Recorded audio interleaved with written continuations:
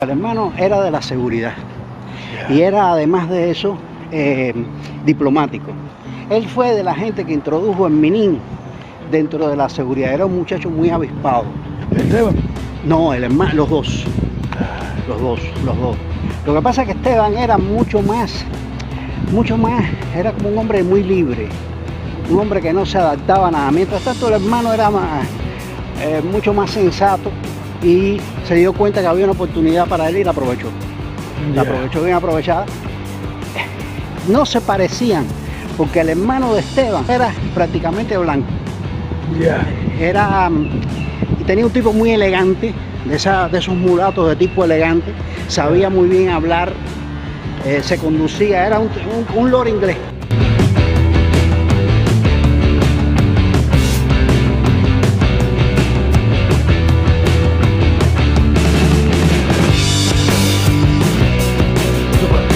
Mi padre es Adolfo Martí Fuentes, él es un poeta, fue diplomático, fue profesor universitario, fue redactor de periódico, fue periodista, tuvo una vida intelectual muy activa dentro de Cuba y una gran influencia sobre mí, aunque mi padre era un hombre que no era el padre clásico que la gente se imagina. Mi padre no le interesaba a yo ni ninguno de sus hijos, en el sentido de que fuera para él una preocupación su educación. Él era un hombre dedicado a su vida intelectual y en eso era muy egoísta. Él no tenía una preocupación en formarnos. Él incluso a veces era muy duro cuando, por ejemplo, yo tuve un problema de dislexia cuando jovencito y eso es una cosa que yo voy a recordar toda mi vida. Y él creía de que yo tenía alguna normalidad porque leía mal. Entonces él decía de que yo lo que pasa es que era normal. Y eso se convirtió en mí en un acicate tal que yo cuando iba a leer me aprendía de memoria lo que iba a leer para no cometer errores. Y fue durísimo con sus hijos porque no porque fueran peor ni mejor, sino era un ser muy egoísta que se veía a sí mismo. Sin embargo, su hermano, el hermano de usted, no tuvo mayores dificultades de integración en la carrera de su padre. Estamos hablando de Carlos Martí. No, yo tampoco. Yo en realidad soy un hombre de las letras. Pero claro, el problema es que también yo tuve un momento donde mi padre se fue primero para Checoslovaquia y después para Brasil. Estuvo varios años fuera de Cuba y fue en el año en el tiempo que yo despegué, que me quedé prácticamente solo en Cuba. Mis hermanos todos estaban en el extranjero. Mi hermano mayor estaba en Checoslovaquia y mis otros hermanos estaban con mi padre.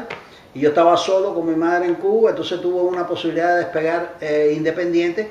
Ya más nunca, mis relaciones con mi padre siempre fueron bastante lejanas. Él allá y yo aquí, porque tenía recuerdos de mi niñez que no eran agradables con él. No, a lo mejor fui demasiado duro. Yo tampoco creo que yo tengo la razón, ni soy el niño castigado, nada de eso. No tengo complejo de inferioridad con respecto a eso, pero sí sé de que en un momento determinado tuvo una influencia en mí difícil, diría yo. Después yo me quité eso de arriba y tuve mi desarrollo por mi cuenta. Esteban era un muchacho de Ciego de Ávila. Él llega al pedagógico en lo que se llamó el segundo semestre, porque el problema es que el pedagógico se había abierto en enero del año 64 en la Escuela de Educación de la Universidad de La Habana, con jóvenes que podían ser lo mismo bachilleres que habían terminado nada más que la secundaria base.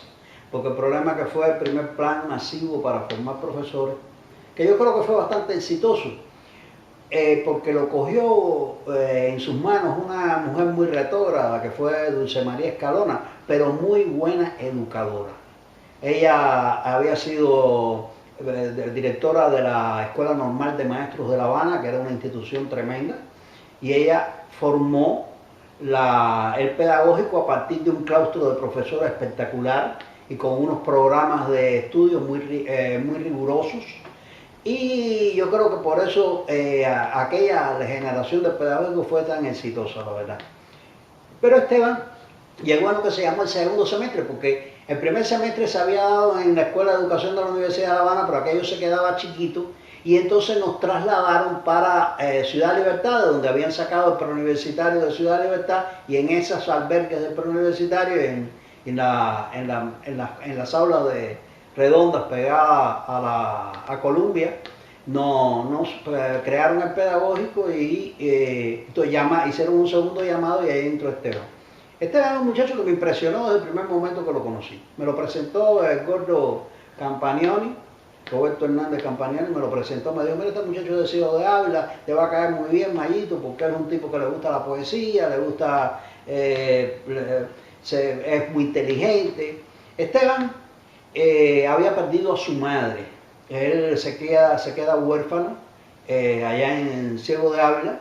Él y su hermano, la madre había tenido hijos con 2 esposos, un primer esposo y un segundo esposo. Él es el hijo más chiquito del segundo matrimonio y parece que fue el que más le faltó su madre.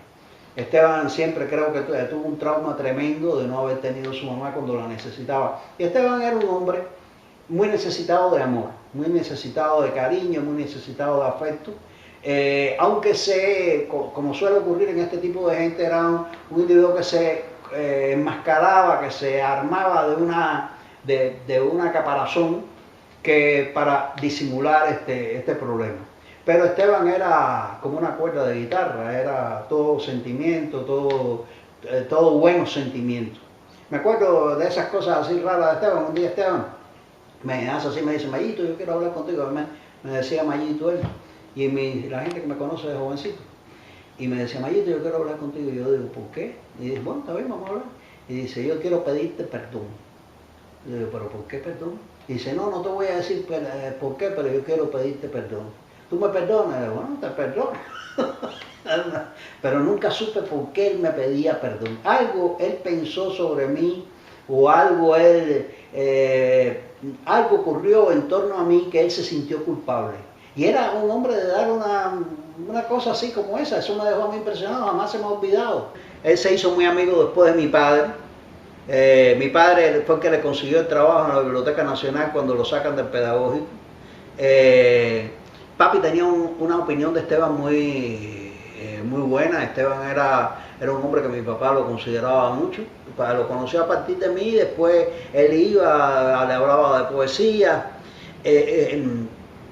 Esteban tuvo el problema del hermano, que el hermano Osvaldo Cárdenas Junquera era, ya te dije, de la seguridad, era un muchacho que no sé por qué camino él entró en la seguridad, porque la diferencia entre Esteban y el hermano creo que es de 1 año o 2, no es más, son casi contemporáneos, pero parece que al final del bachillerato el hermano lo captaron para la seguridad del Estado. El hermano, como ya te dije, era un hombre mucho más blanco que Esteban, a pesar de que eran hijos de padre y madre iguales. El hermano era un mulato claro y Esteban era un negro bastante oscuro. ¿Cómo se llama? Y el hermano creció mucho porque inmediatamente lo pusieron en el servicio exterior.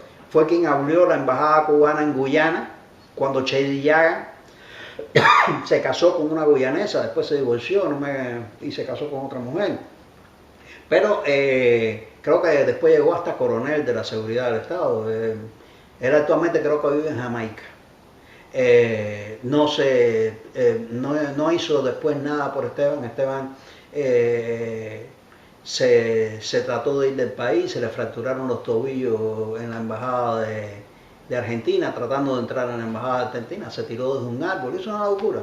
Esteban, porque también Esteban era un hombre que no era disciplinado. Esteban era la indisciplina hecha ser humano.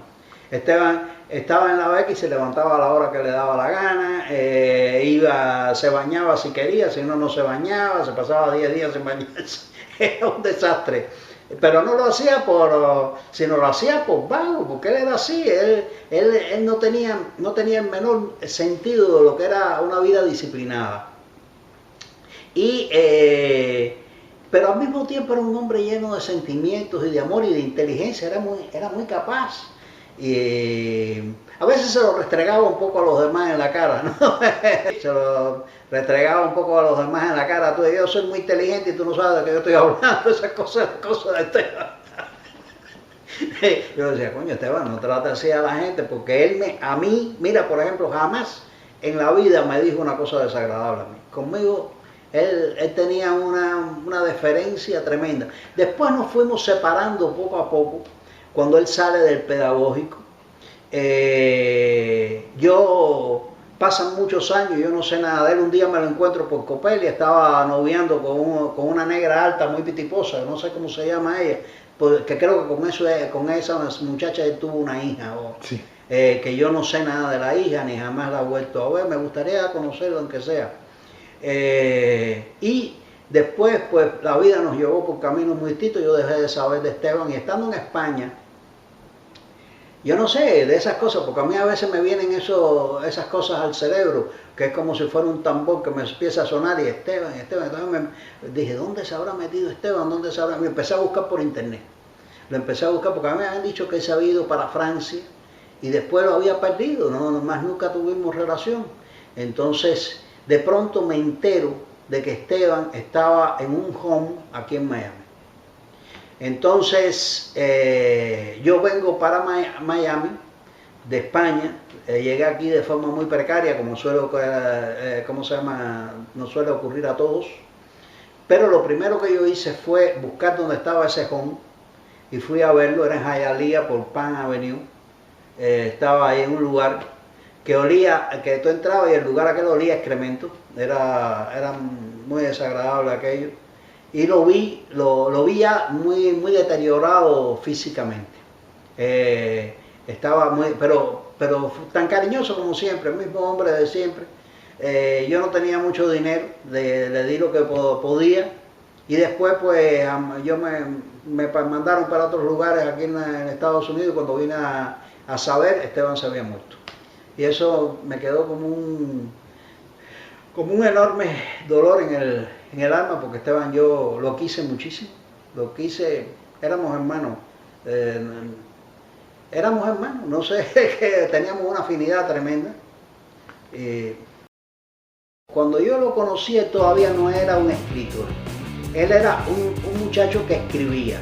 Es decir, él te enseñaba una libreta donde estaba haciendo una novela, pero yo me sabía de que esa novela jamás la iba a terminar. Eso también, porque yo conocía que él no era una persona disciplinada como para terminar una obra así como una novela. La poesía ya era otra cosa, y un cuento también. De cuentos ya empecé a leer algunos. Él era un tipo con imaginación, un hombre que sobre todo era un hombre en lo que sí tenía una disciplina tremenda, en la lectura. Era un lector insaciable.